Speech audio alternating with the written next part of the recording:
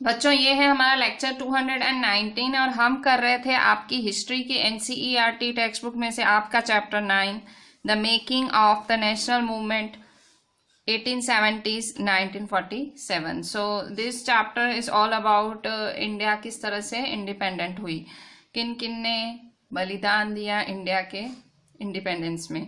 सो page number 120 पे हैं आज हम। So this is page 120 to 120 of your latest NCERT text book. So 120 page पे जैसे ही हम देखते हैं, so we see this poster type thing in your NCERT textbook. So what is this picture all about? यहाँ आप देख सकते हो साइमन गो बैक लिखा हुआ है। बहुत लंबा एक प्रोसेशन है, बहुत लंबा लोगों का जुलूस निकला है। ये सारे डेमोन्स्ट्रेटर्स हैं। कौन है डेमोन्स्ट्रेटर्स? मतलब ये सारे प्रदर्शनकारी हैं। ये सारे लोग आए हैं अपोज साइमन कमीशन। ये लोग साइमन कमीशन को अपोज करने आए हैं। What do you mean by Simon commission? Simon commission एक, मैं आपको बताती हूँ, आगे आएगा। ब्रिटिशर्स ने ये एक रूल निकाला था। साइमन कमीशन क्या था? मतलब इंडियंस इस रूल से खुश नहीं थे। एक्चुअली क्या था ये आप पढ़ोगे आगे।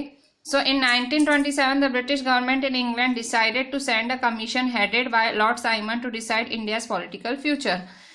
1927 में जो भारतीय सरकार है उन्होंने इंग्लैंड से बैठ के, भारतीय नहीं, ब्रिटिश सरकार ने इंग्लैंड में बैठ के डिसाइड किया कि वो लॉर्ड साइमन को भारत भेजेंगे।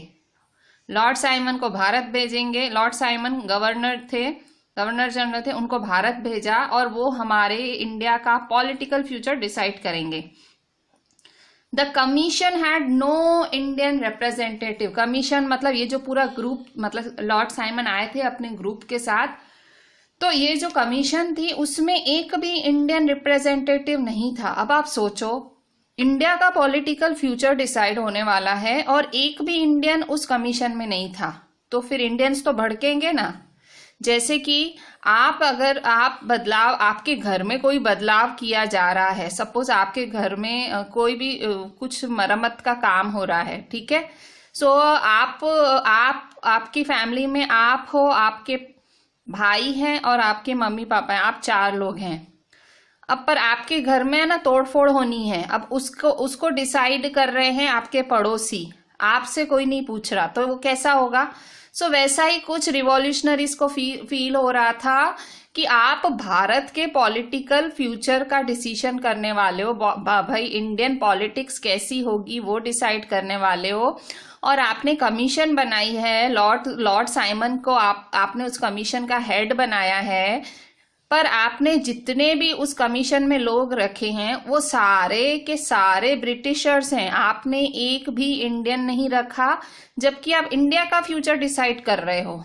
सो प्रॉब्लम यहाँ थी। So the decision created an outrage in India. Indians हो गए गुस्सा। All political groups decided to boycott the commission. सबने एकदम डिसाइड कर लिया कि ये कमीशन तो आने नहीं देंगे, साइमन कमीशन भारत में नहीं आने देंगे। When the commission arrived, it was met with demonstrations with banners saying Simon go back. So जब ये लोग भारत आए, मतलब ये सारे रिप्रेजेंटेटिव्स जो ब्रिटिश के रिप्रेजेंटेटिव्स थे, वो जब भारत आए तो जैसे ही वो एयरपोर्ट पे उतरे, उनको बाहर खड़े इतने सारे डेमोन्स्ट्रेटर्स मिले और इनके हाथ में इतना बड़ा ये पोस्टर था जिसमें लिखा हुआ था साइमन गो बैक, वापस चले जा। सो this was the power of the protesters, ठीक है। सो क्यों साइमन कमीशन के खिलाफ प्रदर्शन कर रहे थे हमारे इंडियन रिवॉल्यूशनरीज? क्योंकि इंग्लैंड से ब्रिटिश गवर्नमेंट ने लॉर्ड साइमन के साथ कमीशन भेजी थी। कमीशन मतलब कुछ लोगों का ग्रुप हो सकता है। सो वहाँ उनको प्रॉब्लम इंडियंस को ये थी कि आपकी कमीशन में एक भी इंडियन क्यों नहीं है? अगर आप भारत का फ्यूचर डिसाइड कर रहे हो तो इंडियन क्यों नहीं? मतलब ऑब्वियसली अगर मेरी प्रॉब्लम है, अगर सपोज मेरी एरिया की प्रॉब्लम है और मेरी एरिया का भी एक भी इंसान ना रख के आप पता नहीं कोई दूर से कहीं किसी दूर एरिया का इंसान रखते हो, तो उसको मेरे एरिया की प्रॉब्लम पता लगेगी नहीं। जब आपको आपकी एरिया की प्रॉब्लम सॉल्व करनी है तो आपकी एरिया में से मेंबर्स होने चाहिए। सो वैसा ही कुछ इंडियंस बोल रहे थे कि आप हमारे भारत के लिए कमीशन बना रहे हो, आपने एक भी इंडियन ना रख के आपने इतनी दूर से ब्रिटिशर्स को बुलाया है। The decade closed with the Congress resolving to fight for Purna Swaraj in 1929 under the presidency of Jawaharlal Nehru. Independence Day was observed on 26 January 1930 all over the country. So वो जो 1929 के बाद जो 1930 है, तो वो जो ये जो साल था वो पूरा हो रहा था। कांग्रेस जो था, कांग्रेस पार्टी थी, उसने अब सोच लिया था कि अब हम लोग पूर्ण स्वराज लड़ेंगे, पूर्ण स्वराज के लिए लड़ेंगे। पूर्ण मतलब कंप्लीट, स्वराज मतलब फ्रीडम, हमें पूरी आज़ादी चाहिए, ब्रिटिशर्स नहीं चाहिए भारत में, हमारा भारत है, हम आज़ाद होना चाहते हैं। सो 1929 में जवाहरलाल नेहरू के प्रेसिडेंटशिप के अंडर ये सब ने प्रतिज्ञा ली, कांग्रेस वालों ने, और इंडिपेंडेंस डे को उन्होंने 26 जनवरी 1930 को मना डाला। ठीक है, पर भारत उस टाइम तो फुल आज़ाद नहीं हुआ था, बट मतलब उन्होंने इंडिपेंडेंस डे को 26 जनवरी 1930 को पूरे देश में ऑब्जर्व किया। ठीक है, अच्छा, अब यहाँ पे एक बहुत बड़े रिवॉल्यूशनरी फिगर हैं, बहुत इनकी लाइफ बहुत ज़्यादा इंस्पायरिंग रही है आपके लिए, मेरे लिए, हमारे सारे यूथ के लिए इंस्पायरिंग है। The name of this person is Bhagat Singh. It takes a loud voice to make the deaf hear, इनकलाब जिंदाबाद। इनका बोलना था कि हमें हमारी आवाज़ ऊंची करनी पड़ेगी इन बहरे कानों तक पहुंचने के लिए, इनकलाब जिंदाबाद। सो इनका ये नारा था। Revolutionary nationalist such as Bhagat Singh, Chandrashekhar Azad, Sukhdev. सो ये सारे रिवॉल्यूशनरी एकदम जो कहते हैं ना, ये रिवॉल्यूशनरी नेशनलिस्ट थे। मतलब ये लोग गांधी जी को तो बहुत मानते थे, पर वो जो नॉन वायलेंस वाली चीज़ थी वो इन्हें कम समझ आती थी। सो others wanted to fight against the colonial rule and the rich exploiting through revolution of workers and peasants. So ये सारे लोग, भगत सिंह, चंद्रशेखर आज़ाद, सुखदेव और उनके जैसे और भी बाकी गरम खून, मतलब गरम खून इन द सेंस ये लोग को भाई शांति से, ये लोग सुन ही नहीं रहे हैं शांति से, तो हम कितनी शांति रखें। अब इनका खून खौल रहा था। ये चाहते थे फाइट करना कॉलोनियल रूल के खिलाफ, ब्रिटिशर्स के खिलाफ फाइट करना चाहते थे। ये फाइट करना चाहते थे उन रिच लोगों के साथ जो कि गरीबों का शोषण करते हैं, और ये रिवॉल्यूशन चाह रहे थे वर्कर्स में, पीजेंट्स क्लास में। ये रिवॉल्यूशन चाह रहे थे कि रिवॉल्ट करें, आंदोलन करें। For this purpose, they founded the Hindustan Socialist Republican Association in 1928 at Firoz Shah Kotla in Delhi. So इसके लिए इन्होंने एक ऑर्गेनाइजेशन बनाई। मतलब ये जो गरम खून वाले लोग थे, जो इनकी मतलब आज़ादी के लिए इनको इतना मन में था, इन लोगों ने मिलके एक ऑर्गेनाइजेशन बनाई। क्या नाम रखा उसका? They founded Hindustan Socialist Republic Association HSRA 19 at Firozshah Kotla in Delhi. So on 17 December 1928, Bhagat Singh, Azad and Rajguru assassinated Saunders, a police officer who was involved in the Lathi charge that had caused the death of Lala Lajpat Rai. On 17 December 1928, 17 दिसंबर 1928 को तीन लोगों ने मिलके, भगत सिंह, चंद्रशेखर आज़ाद और राजगुरु, इन तीनों ने मिलके Saunders को मारा। सॉन्डर्स कौन थे? सॉन्डर्स को किल करा। सॉन्डर्स कौन थे? सॉन्डर्स एक पुलिस ऑफिसर थे जिन्होंने लाला लजपत राय को मारा था। कैसे? लाठियों से। ठीक है, so Lala Lajpat Rai was a very big revolutionary, आपने आगे पढ़ा था। सो उन तीनों ने बदला लिया सॉन्डर्स से, उसको मार के। 17 दिसंबर 1928. On 8th April 1929, Bhagat Singh and B.K. Dutt threw a bomb in Central Legislative Assembly. The aim, as the leaflet explained, was not to kill but to make the deaf hear and to remind the foreign government of its callous exploitation. 8 अप्रैल 1929 को भगत सिंह ने और BK Dutt ने मिलके, जो central legislative assembly थी, जो कि उस टाइम ब्रिटिशर्स की थी, ब्रिटिशर्स कंट्रोल करते थे, उन्होंने वहां जाके सेंट्रल असेंबली में जाके, लेजिस्लेटिव असेंबली में जाके बॉम्ब फेंका था। पर ये इन लोगों ने बताया कि हमने बॉम्ब मारने के लिए नहीं फेंका था। बॉम्ब क्यों फेंका गया था? बॉम्ब फेंका गया था बहरों को जगाने के लिए। मतलब ये लोग हमारी बात क्यों नहीं सुन रहे हैं? क्यों? क्योंकि ये लोग बहरे हो गए थे, ऐसा लग रहा था, बात ही नहीं सुन रहे थे ब्रिटिशर्स।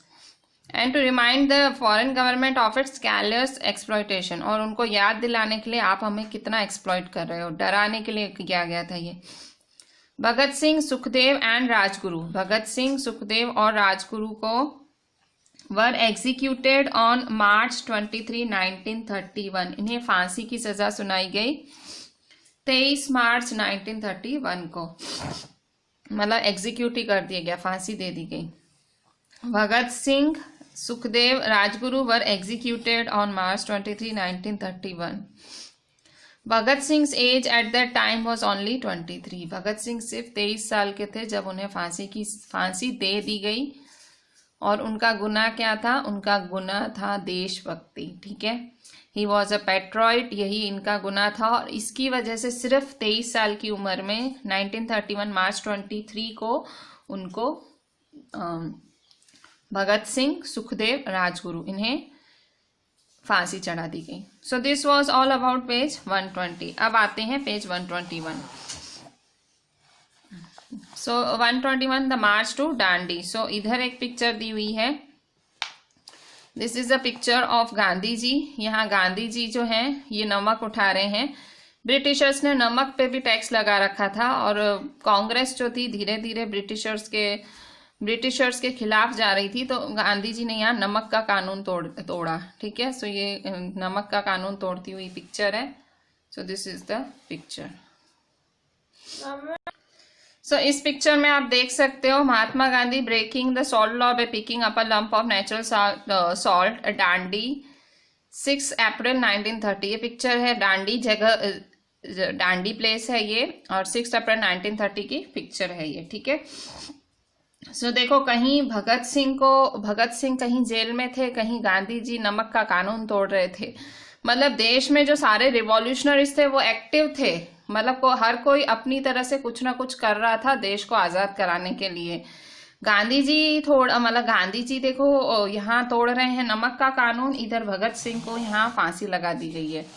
सो ऐसे ब्रिटिशर्स को चारों तरफ से रिवॉल्यूशनरीज कुछ ना कुछ करके उनको दिखा रहे थे, भाई इंडियंस हम हैं, तुम ऐसा मत समझो इंडिया कुछ नहीं कर सकता। Purna Swaraj would never come on its own, it had to be fought for. In 1930 Gandhi ji declared that he would led a march to break the salt law. Purna Swaraj इन लोगों ने सोच तो लिया कांग्रेस वालों ने, पर उन्हें पता था खाली बोलने से कुछ नहीं होगा, हमें पूर्ण स्वराज के लिए लड़ाई लड़नी पड़ेगी। 1930 में गांधी जी ने कहा कि मैं मार्च निकालूंगा, मतलब मैं चल के जाऊंगा और मैं नमक का कानून तोड़ूंगा।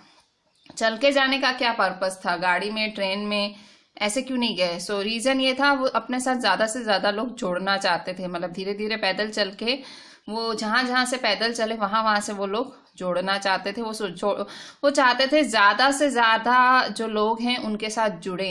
ये जो जन आंदोलन है, मतलब लोगों की शक्ति महाशक्ति है, तो यही गांधी जी को पता था। सो गांधी जी पैदल निकले थे अकॉर्डिंग टू दिस लॉ। अच्छा, लॉ क्या था? ये सॉल्ट लॉ था क्या? Salt law, the state had a monopoly on the manufacture and sale of the salt. मतलब क्या था उस टाइम कि मैन्युफैक्चरिंग और सेल पे मोनोपोली थी ब्रिटिश सरकार की। Mahatma Gandhi along with other national reason that it was sinful to tax salt since it is such an essential item of our food. So Mahatma Gandhi और कांग्रेस वालों का मानना था कि ये बहुत ही एक गलत चीज है कि आप सॉल्ट पे टैक्स लगाओ, क्योंकि सॉल्ट एक बहुत ही इंपॉर्टेंट कंपोनेंट है, इंग्रेडिएंट है खाने का। The salt march related the general desire of freedom to a specific grievance shared by everybody. हर कोई चाहता था फ्रीडम हो, ठीक है। सो उन्होंने आज़ादी के साथ सॉल्ट मार्च को जोड़ दिया एंड दस did not divide the rich and the poor. So rich poor सब साथ में चले थे, ऐसे नहीं, भेदभाव नहीं हुआ था उसमें, सारे लोग साथ में चले थे ये कानून तोड़ने। Gandhi ji and his followers marched for over 240 miles from Sabarmati to the coastal town of Dandi, where they broke the government law by gathering natural salt found on the seashore and boiling sea water to produce salt। क्या किया गांधी जी ने? गांधी जी अपने followers के साथ 240 miles चले। कहाँ से? अपने साबरमती आश्रम से डांडी के कोस्टल टाउन तक चले। 240 मील चले और वहां जाके उन्होंने नमक का कानून तोड़ दिया। कैसे तोड़ा? उन्होंने वहां से ये जो सॉल्ट था ये अपनी मुट्ठी में उठाया और फिर उसको जाके बॉईल किया एंड उसमें से सॉल्ट प्रोड्यूस किया। सो इस तरह से उन्होंने नमक का कानून तोड़ दिया कि हम क्यों टैक्स भरें, नमक हमारा है। सो महात्मा गांधी ने कब किया? Mahatma Gandhi break the salt law by picking up a lump of natural salt Dandi 6 April 1930। 6 April 1930 को उन्होंने नमक का कानून तोड़ा, सॉल्ट लॉ तोड़ा। कहाँ से चले थे? साबरमती से डांडी तक। कितने मील? 240 मील। अभी औरतें भी आ रही थी, ठीक है, औरतें भी जो हैं इस फ्रीडम स्ट्रगल में साथ दे रही थी। So page number 121, woman in the freedom struggle, Ambabai from Karnataka. So ये नाम आपने नहीं सुना होगा, कर्नाटक से अंबाबाई थी वो, और एक भारतीय क्रांतिकारी थी जो कि औरत थी, ठीक है। So woman from diverse backgrounds participate in the young old single married from rural urban from both conservative liberal, they involve significant for the freedom struggle women's movement and for themselves personally. सब औरतें सारे जगहों से साथ दे रही थी इस फ्रीडम स्ट्रगल में। आप देख सकते हैं यहाँ नमक का कानून टूट रहा है, यहाँ पे हैं एक लेडी, मे बी ये जो प्रोसेशन है इसी में भी एक आध लेडियां होंगी, एक आध लेडीज होंगी। सो ये जो नमक का कानून टूटने के बाद अब है ना, औरतें चारों तरफ से इस हमारे भारतीय आजादी आंदोलन में साथ दे रही थी। ये औरतें थी बूढ़ी, जवान, सिंगल थी, मैरिड थी, गांव की थी, शहरों की थी, कंजर्वेटिव मतलब वो जो रूढ़ीवादी सोच वाली फैमिलीज, लिबरल फ्री फैमिलीज, हर फैमिली से औरतें आ रही थी फ्रीडम स्ट्रगल में भाग लेने। Both British officers and Indian nationals felt that women gave the national struggle an immense force। खुद ब्रिटिश ऑफिसर्स भी यही मानते थे कि क्योंकि और भारतीय क्रांतिकारी भी ये मानते थे कि औरतों के जुड़ने के बाद जो हमारा ये स्ट्रगल है उसको बहुत ज्यादा ताकत मिली है, औरतों के जुड़ने की वजह से और ताकत मिली है। Participation in the freedom movement brought women out of their homes, it gave them a place in the professions in the governance of India, pave the way for equality with men. So जब औरतों ने ये आज़ादी आंदोलन में भाग लेने अपने घरों से निकली, सो उनको अब वो प्रोफेशंस भी जो मतलब लॉयर भी बनने लगी, अब वो अच्छी प्रोफेशंस के लिए भी चॉइस करने लगी, इंडियन गवर्नमेंट में भी वो जॉब लेने लगी। वो चाह रही थी हम मेन के इक्वल होएं। What such participation is best recounted by them। ये पार्टिसिपेशन इन औरतों के लिए बहुत बड़ी चीज थी, मतलब उनको फ्रीडम दिलवाने के लिए एक बहुत बड़ी चीज थी, औरतों को फ्री करने के लिए एक बहुत बड़ी चीज थी। Ambabai of Karnataka had been married at age 12। So यहाँ पे एक वुमन रिवॉल्यूशनरी हैं जिनका नाम है अंबाबाई। सो अंबाबाई जो हैं, Ambabai of Karnataka had been married at age 12। जो अंबाबाई थी उनकी 12 साल की उम्र में शादी हो गई थी।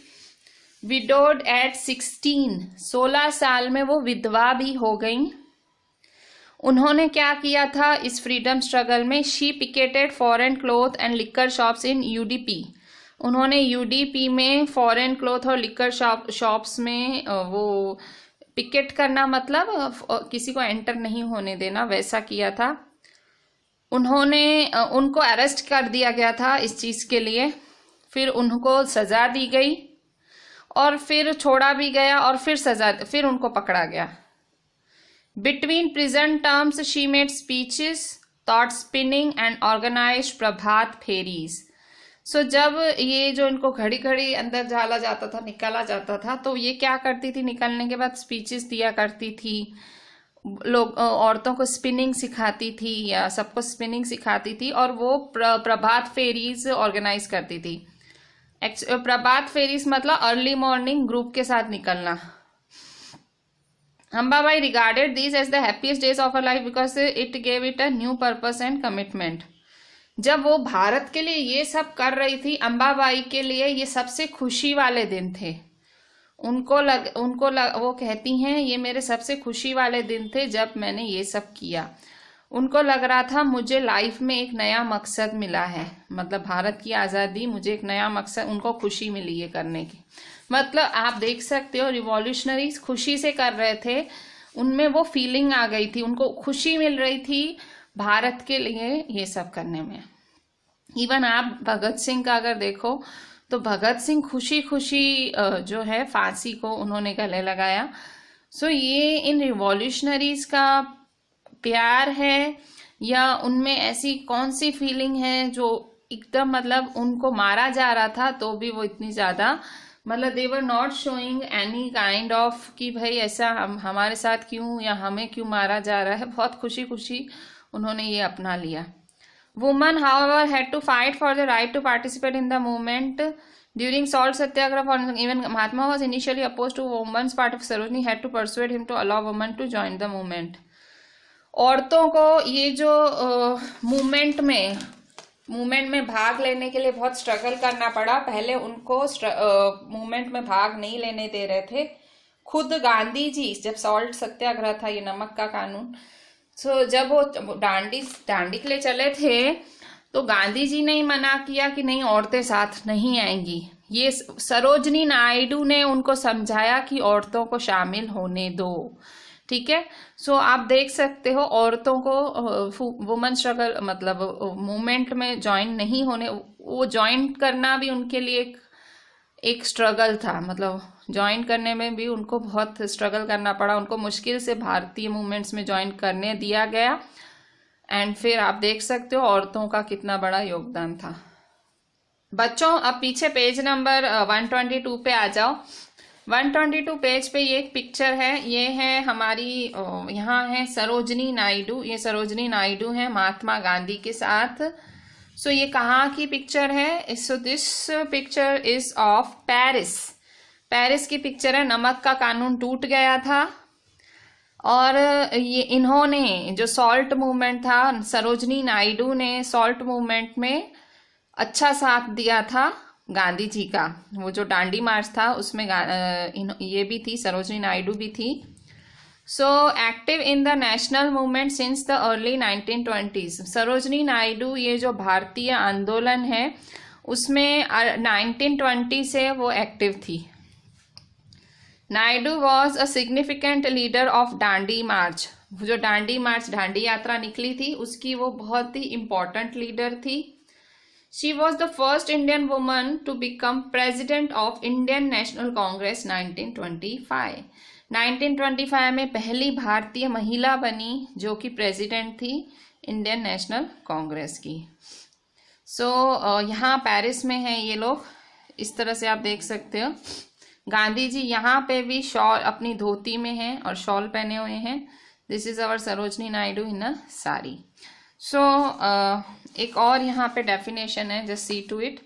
ये है provincial autonomy, capacity of the provinces to make relatively independent decisions while remaining within a federation.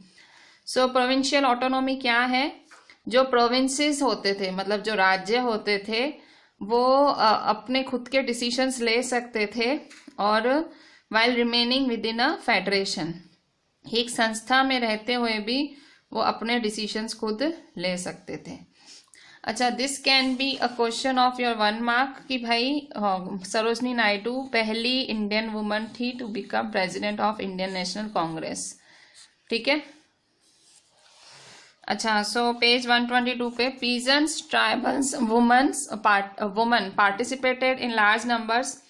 Business Federation published a pamphlet on the salt issue.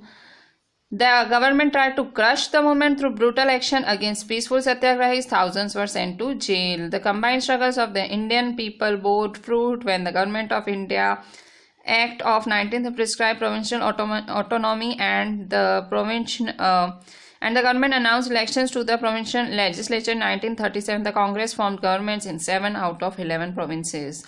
अब क्या हुआ, पीजेंट्स, चारों तरफ से पीजेंट्स, आदिवासी औरतें पार्टिसिपेट करने लगी बहुत बड़ी मात्रा में. अब देखो इन लोगों को पहले मतलब ये लोग और ज़्यादा जुड़ने लगे.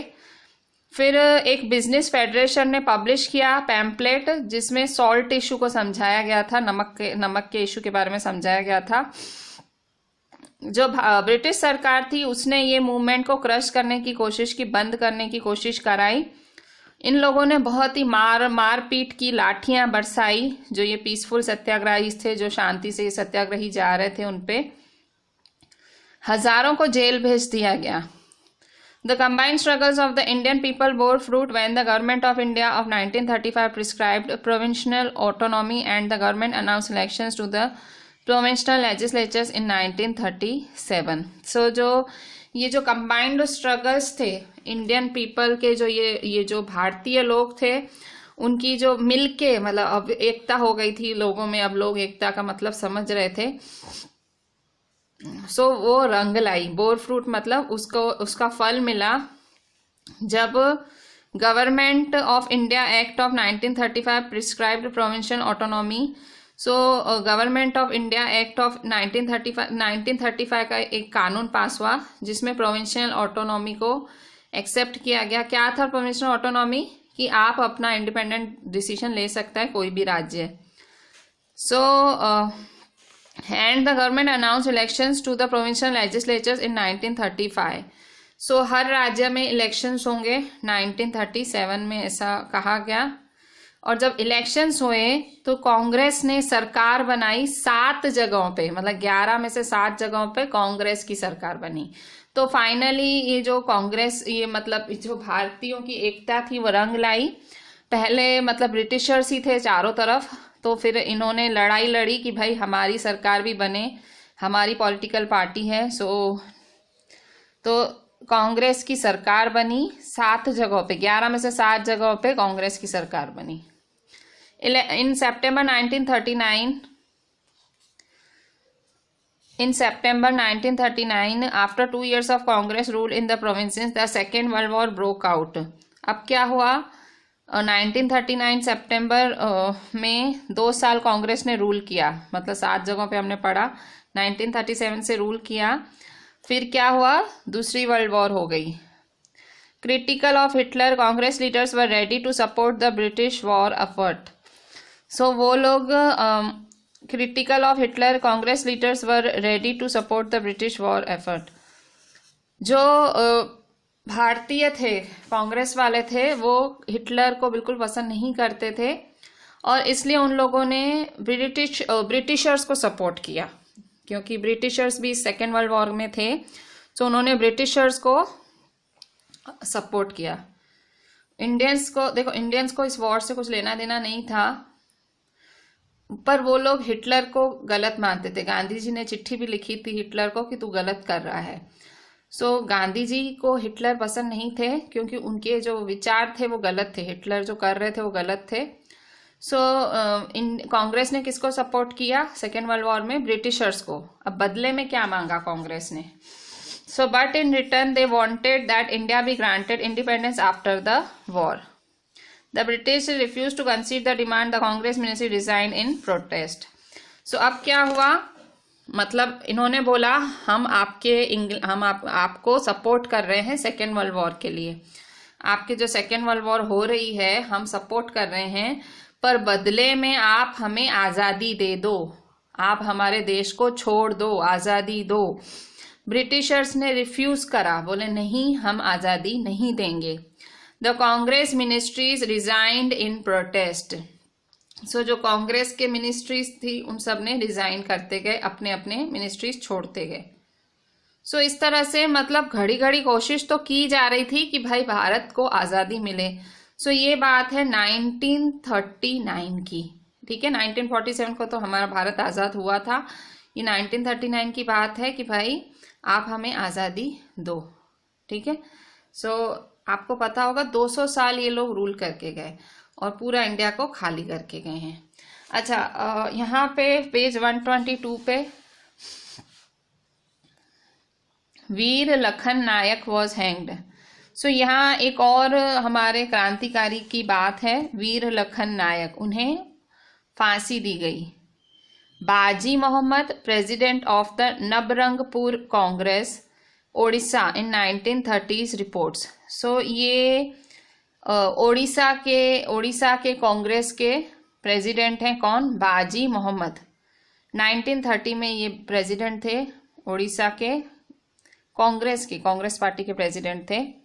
उन्होंने रिपोर्ट लिखी है कि अगस्त 25, 1942 को 19 people died on the spot in police firing at Paparandi in Nabarangpur.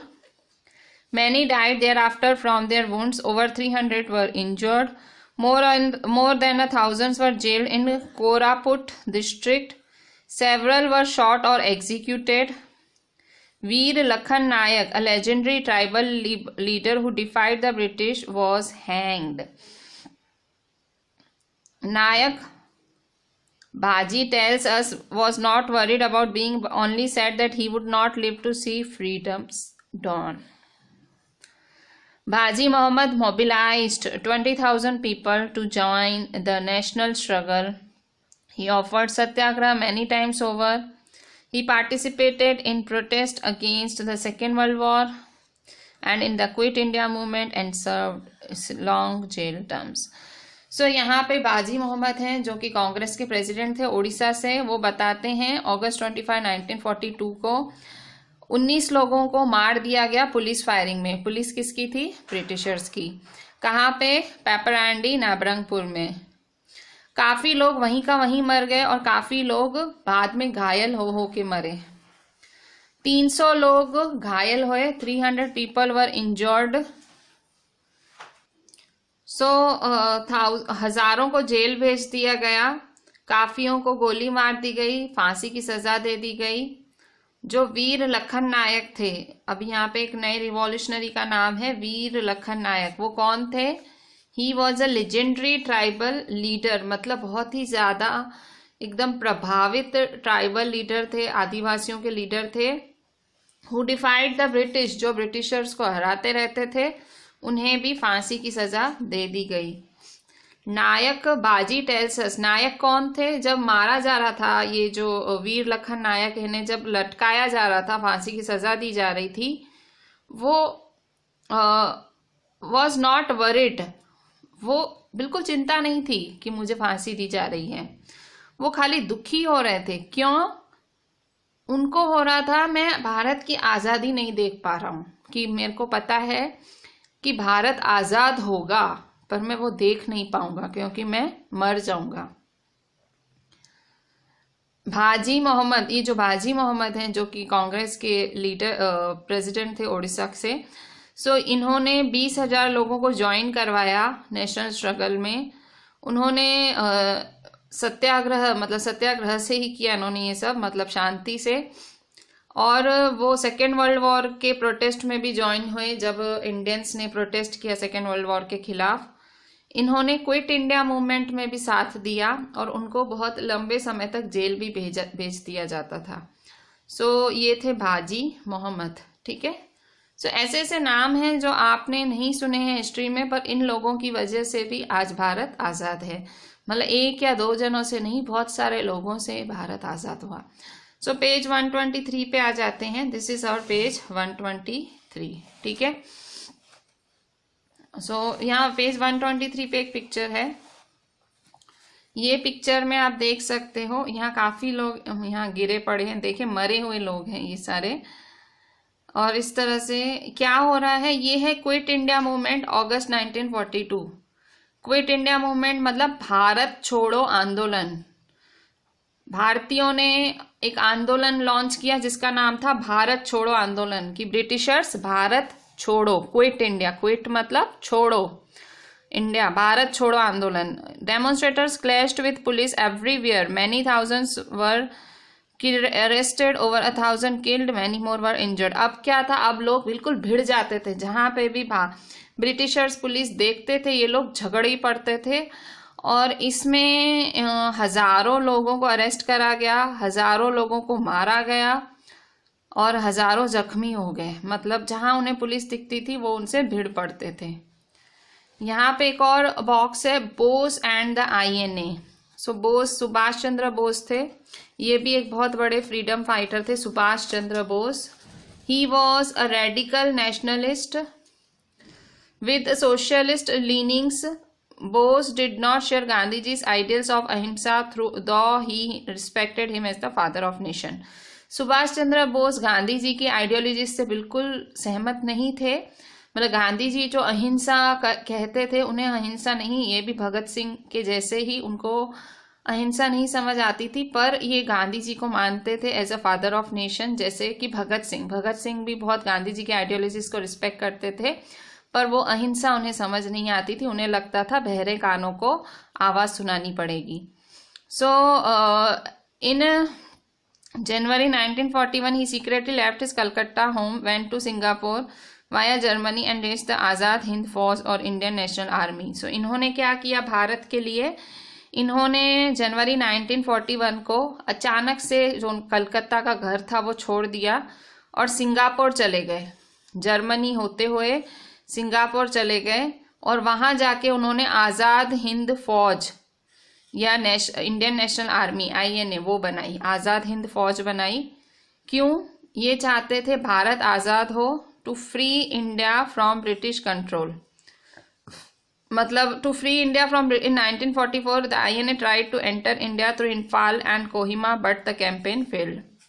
अब जब वो भारत वापस आना चाह रहे थे, ब्रिटिशर्स उन्हें भारत एंटर ही नहीं होने दे रहे थे। उनको पता था ये आएगा तो और प्रॉब्लम करेगा, इनको आने ही नहीं दे रहे थे। उन्होंने इम्फाल से आने का ट्राई किया, कोहिमा से आने का ट्राई किया, पर भारत में एंटर नहीं होने दे रहे थे इनको और इनकी पार्टी को, जो कि है आज़ाद हिंद फौज। So the Indian national army members were imprisoned and tried. उनको कैद कर लिया गया और उन पे मुकदमे किए गए। People across the country from all walks of participate in the movement against the INA trials. जब इन पे मुकदमे चल रहे थे सुभाष चंद्र बोस और उनकी पार्टी पे, INA पे, तब फिर से सारा देश एक हो गया और सब लोग ये मतलब उनके खिलाफ जो ट्रायल चल रहा था, ब्रिटिश सरकार इन पे मुकदमे चला रही थी, तो सब लोग एक साथ आए और उन सब ने इसको अपोज किया कि आप सुभाष चंद्र बोस जैसे नेता पे मुकदमे क्यों चला रहे हैं। सो मतलब उनको मार ही दिया गया होगा फिर। So quit India and later, जो क्विट इंडिया मूवमेंट था, तो Mahatma Gandhi decided to initiate a new phase of movement against in the middle of the second world war. तो जब already Britisher second world war से जूझ रहे थे, उसी टाइम गांधी जी ने जो फिर एक नया मूवमेंट चालू किया ब्रिटिशर्स के खिलाफ। The British must quit India immediately he told them. Gandhi ji ने बहुत ही क्लियर बोला कि अब आपको हमारा भारत अभी का भी छोड़ दो। To the people he said, do or die in your effort to fight the British, but you must fight non violently. Gandhi ji ने कहा करो या मरो, भारतीयों को कहा करो या मरो, अब ब्रिटिशर्स के खिलाफ लड़ो, पर लड़ो तो शांति से, नॉन वायलेंटली लड़ना है, हमें अभी भी हिंसा नहीं करनी है।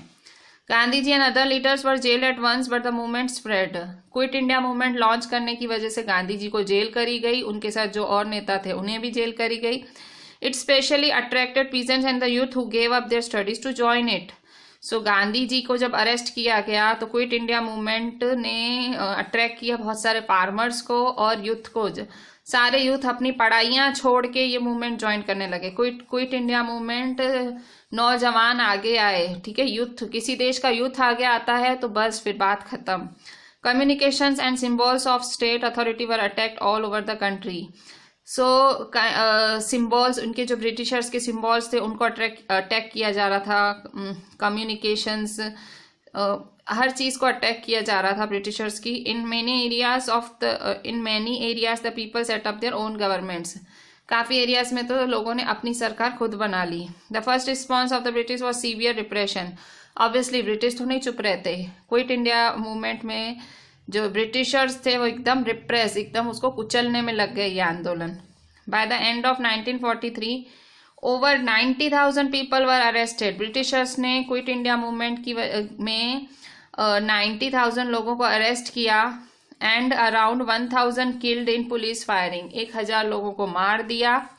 इन many areas orders were given to machine gun crowds from aeroplanes. Aeroplane से लोगों पे मशीन गनें चलाई जाने लगी। The rebellion how ultimately brought the Raj to its knees. पर ये जो रिबेलियन था इससे ये ब्रिटिशर्स को घुटनों पे आ जाना पड़ा। मतलब क्विट इंडिया मूवमेंट बहुत ही तगड़ा मूवमेंट था। भारतीय अब बिल्कुल गुस्से में थे, भाई निकलो अब हमारे देश से, निकलो अब और नहीं। सो गांधी जी ने भी लोगों को बोला था कि भाई करो या मरो, कि डू और डाई, ठीक है, अब निकालो इन ब्रिटिशर्स को, ठीक है। So this was all about our today's lecture. Just read this, read the pages from, हमने आज कहाँ से स्टार्ट किया? We started from page 120, we ended at page 123. Just read it up to it.